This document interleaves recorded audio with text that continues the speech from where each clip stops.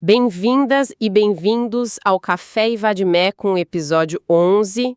Hoje a gente mergulha num tema que é figurinha carimbada em qualquer concurso jurídico, o processo legislativo. Um tema denso, né? E muito. A nossa missão aqui é desvendar as engrenagens do Congresso Nacional. Vamos ver desde o ritmo de trabalho até a ferramenta de investigação mais poderosa, a CPI. E o foco que é o mais importante vai ser nos conceitos técnicos, nos prazos e principalmente na jurisprudência do STF. Exato, porque é a jurisprudência que define as regras do jogo, né? É isso mesmo. Porque, olha, uma coisa é o que está escrito na Constituição. Outra coisa bem diferente é como o Supremo interpreta e aplica essas regras na prática. E entender essa interpretação é o que faz a diferença na hora da prova. Sem dúvida. Hoje a gente vai decifrar os limites que o STF impôs ao Legislativo, um conhecimento que é absolutamente essencial. Vou começar pelo mais básico, que é o calendário de trabalho do Legislativo. O Congresso se reúne todo ano no que a gente chama de sessão legislativa. Como ela se organiza? Certo. A sessão legislativa anual é dividida em 2 períodos. O primeiro começa em 2 de fevereiro e vai até 17 de julho. Aí tem um recesso no meio do ano. Isso, um recesso. E aí o segundo período começa em 1º de agosto e se encerra em 22 de dezembro. Só que essa pausa de julho, ela não é garantida, viu? Ah, tem uma trava constitucional aí, não é? Exatamente. A sessão legislativa ela não pode ser interrompida em julho sem que o Congresso aprove o projeto da Lei de Diretrizes Orçamentárias, a famosa LDO. É um mecanismo para forçar a votação de algo essencial. Perfeito, é isso. A Constituição basicamente diz: senhores parlamentares, sem um plano claro de como o Estado vai gastar o dinheiro no próximo ano, ninguém sai de férias. Entendi.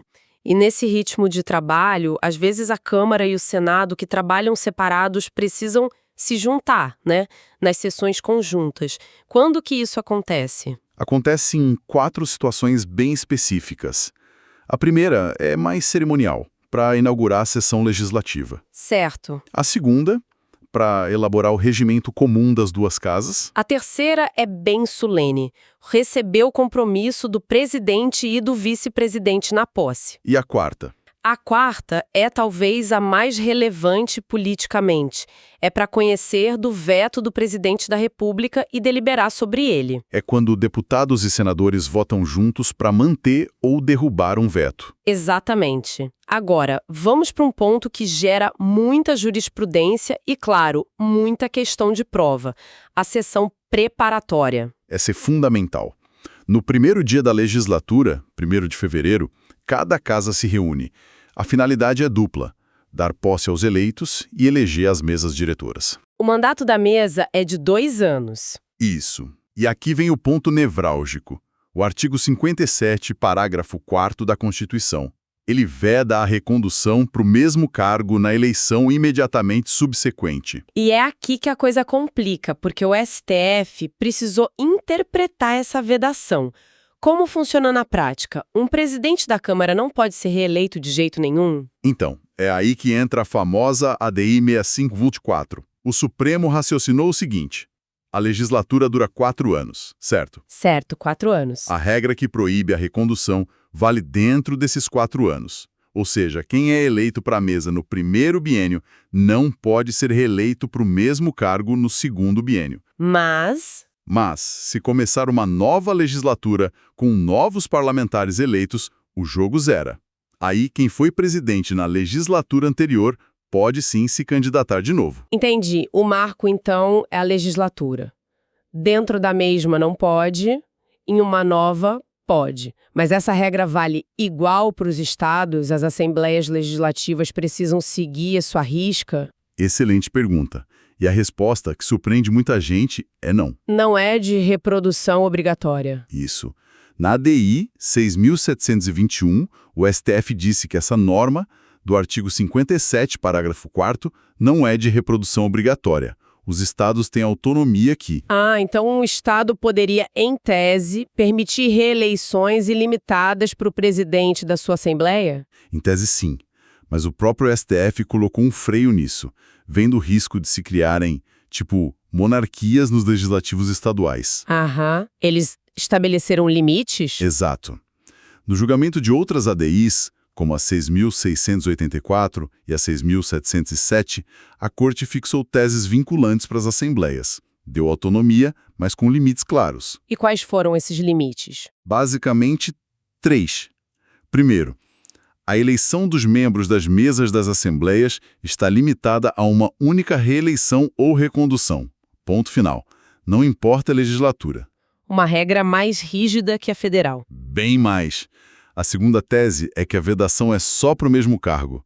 Um primeiro secretário pode virar presidente na eleição seguinte, por exemplo. E a terceira? A terceira é uma regra de transição. Essa limitação só passou a valer para as mesas eleitas depois da publicação da decisão da AD 6524. Certo. Agora, tudo isso que a gente falou é no ritmo normal de trabalho. E quando surge uma crise, uma emergência no meio do recesso? Aí entra a convocação extraordinária.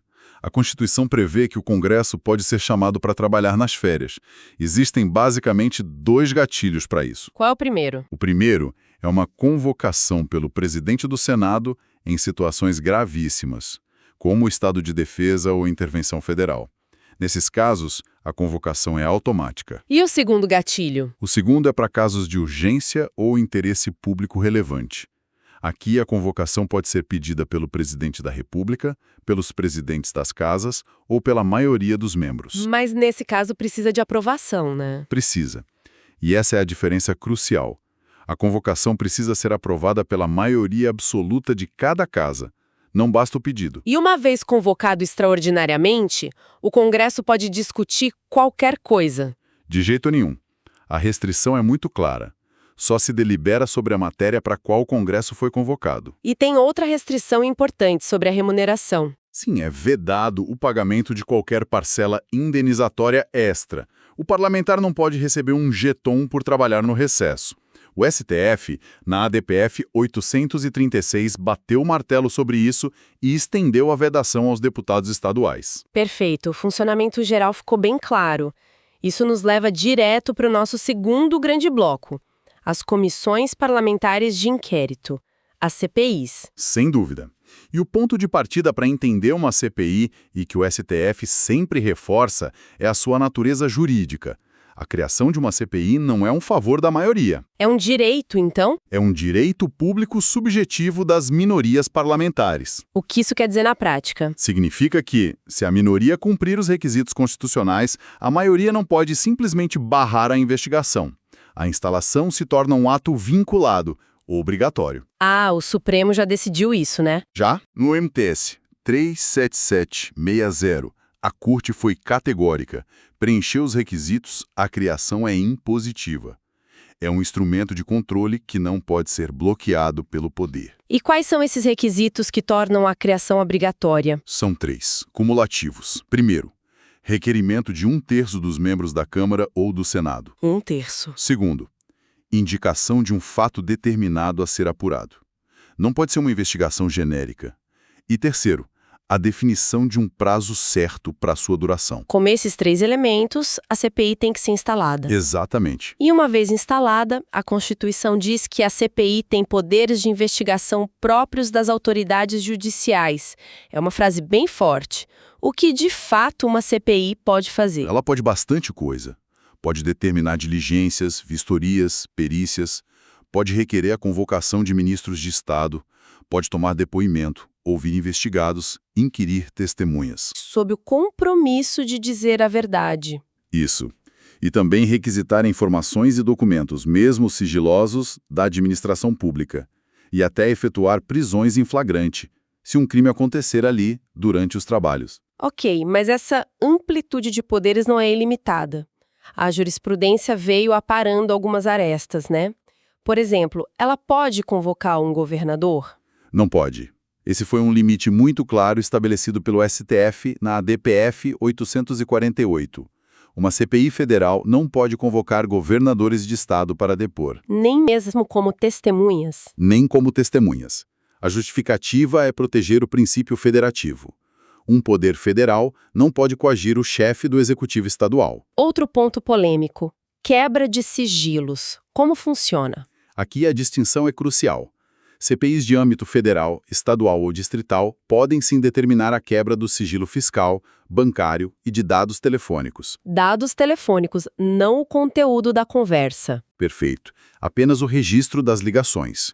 Agora, as CPIs municipais. Essas não possuem esse poder. Elas precisam de autorização judicial. E essa é uma pegadinha clássica de prova, né? Com certeza. O examinador adora isso. Entendi. Agora há uma situação que sempre gera confusão. A CPI intima uma testemunha e a pessoa não aparece. A CPI pode mandar a polícia buscar a pessoa em casa? Essa é uma excelente pergunta, porque a resposta é um sonoro não. A CPI não tem poder para determinar de ofício a condução coercitiva da testemunha. Então, o que ela faz? Ela pode e deve requerer ao juiz criminal competente que determine essa condução, com base no artigo 218 do Código de Processo Penal.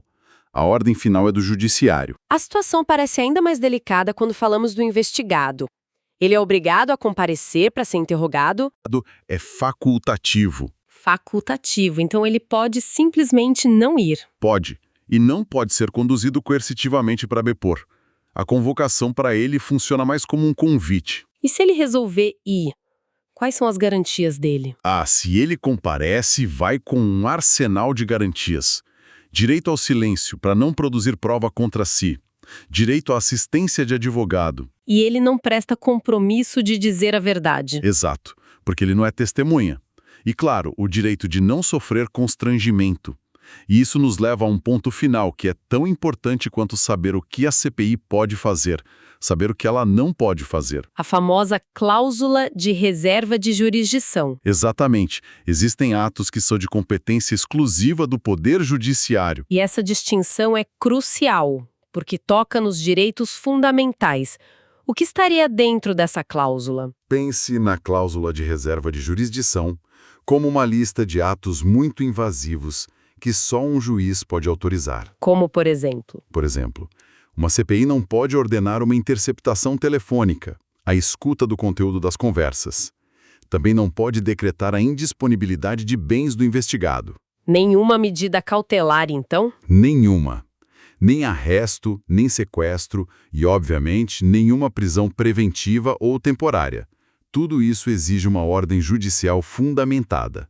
O poder da CPI é de investigar, não de julgar. Fizemos um percurso bem completo. Resumindo, então, vimos como se organiza o trabalho no Congresso, com a regra da LDO para o recesso. Desvendamos também a jurisprudência do STF sobre a reeleição das mesas, que é bem complexa. E, por fim, fizemos um raio-x das CPIs, desde a criação como direito das minorias até a fronteira exata dos seus poderes e limites.